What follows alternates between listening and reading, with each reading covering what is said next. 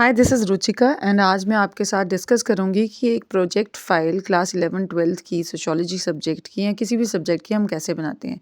देखिए, सबसे पहले जब भी आप एक प्रोजेक्ट फाइल बनाते हैं, सबसे पहले आपका आइडेंटिफिकेशन डाटा बहुत इंपॉर्टेंट होता है। फर्स्ट पेज आपका आइडेंटिफिकेशन डाटा का होता है, जिसमें स्कूल का नाम, आपका नाम, class roll number, board roll number, subject and teachers incharge का नाम और टीचर और प्रिंसिपल के सिग्नेचर भी आप रख सकते हैं। ये इंपॉर्टेंट नहीं है, अगर रखना चाहें तो रख भी सकते हैं।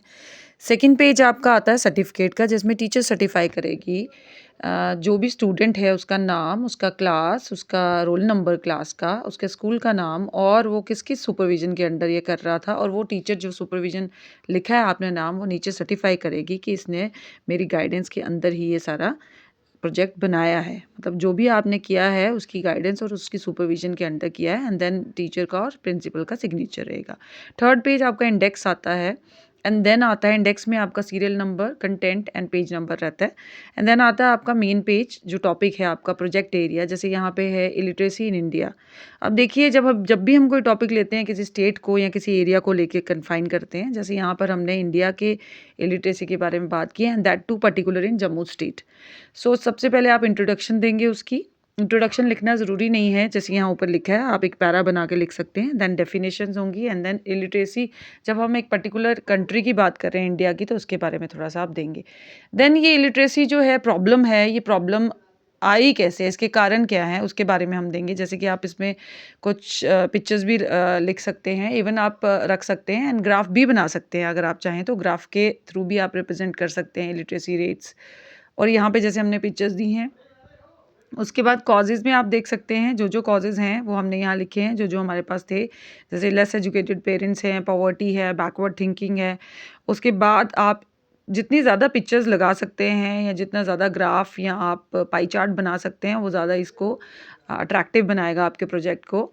और देन पॉपुलेशन दिया है आपका, causes, corruption there is, learning disabilities, जो भी कॉजेज़ होंगे आप इसमें डालेंगे, प्रोजेक्ट के अंदर लिखेंगे और उनके बारे में थोड़ा-सा लिखेंगे। आप इसको शॉर्ट भी कर सकते हैं, अगर आप बढ़ा के लिखना चाहते हैं, पेजेस को ज़्यादा करना चाहते हैं, तो आप इसको थोड़ा-सा पैरा को बढ़ा सकते हैं। ये आपकी अपनी विश पे, आपकी टीचर क्या डिमांड करती है।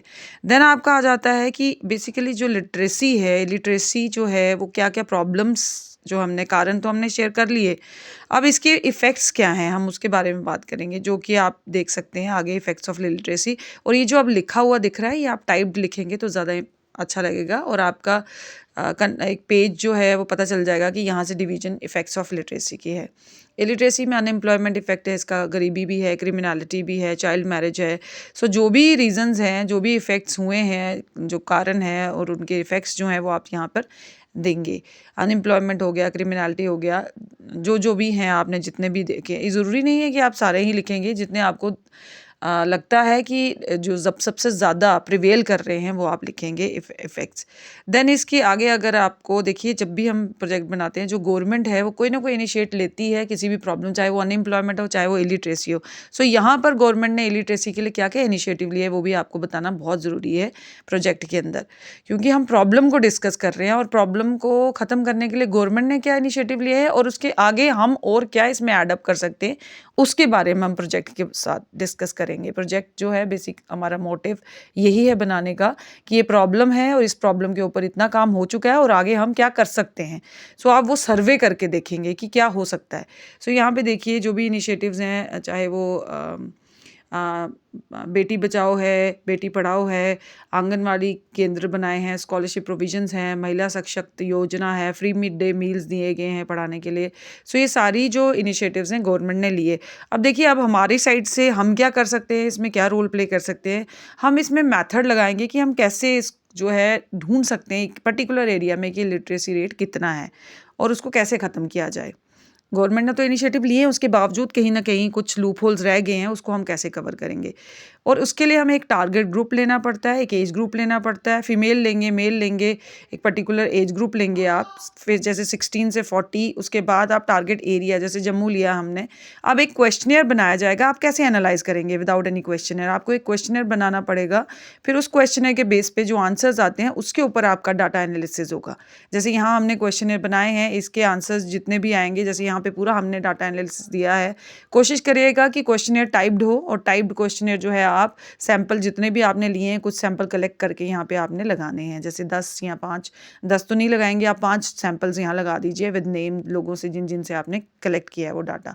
फिर आप उस डाटा के बेस पे जो डाटा आपका आया आप कंक्लूड करेंगे, लास्ट में आप जो है बिब्लियोग्राफी लिखेंगे कि आपने कहाँ कहाँ से हेल्प की। बिकॉज सारा कुछ हम खुद से तो नहीं लिख रहे, कुछ ना कुछ हम यूज़ कर रहे हैं, चाहे वो बुक है, चाहे इसकी नॉलेज गेन करने के लिए, चाहे वो जो है आपकी साइट है कोई, जैसे google.com है, यूट्यूब है, या फिर कोई बुक्स हैं, जो भी है। ठीक है, आज के लिए इतना। Thank you so much for watching.